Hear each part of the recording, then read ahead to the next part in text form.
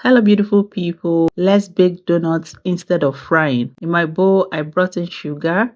I also brought in powdered milk. You can also use liquid milk if that is what you want. And I brought in yeast and room temperature water, and we're going to mix this to combine properly. It's important you note that it's the yeast that will help your dough to rise, except you're using a self-rising flour. Otherwise, make sure you have a good yeast. And I brought in vanilla flavor. You can use any flavoring of your choice. I also brought in 1 large egg, and we'll also mix this properly for the egg yolk to dissolve completely. Here I brought in flour, and I also brought in salt, and we'll start mixing this to form a shaggy dough.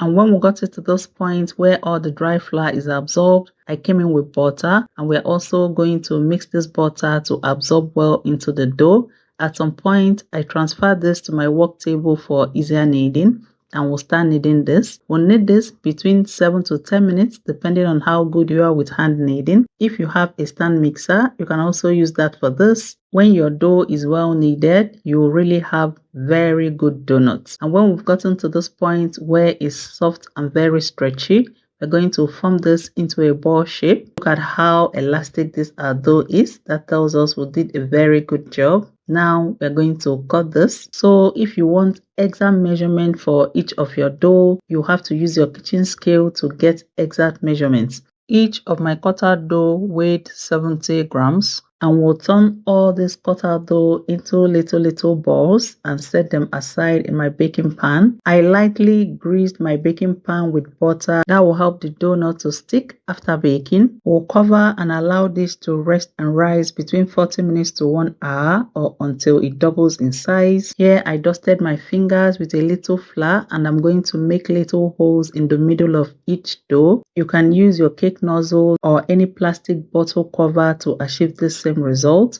And we'll be sending this to a preheated oven, and we'll bake at 170 degrees Celsius between 15 to 20 minutes. My kitchen right now smells so good. Here are our baked donuts right out from the oven. This is a very good alternative if you do not want to keep frying donuts. They were so soft, fluffy and delicious. I hope you try this and let me know how it came out for you. We'll spread this out on the wire rack to cool so that it doesn't start sweating. Thank you for watching, and see you in my next video.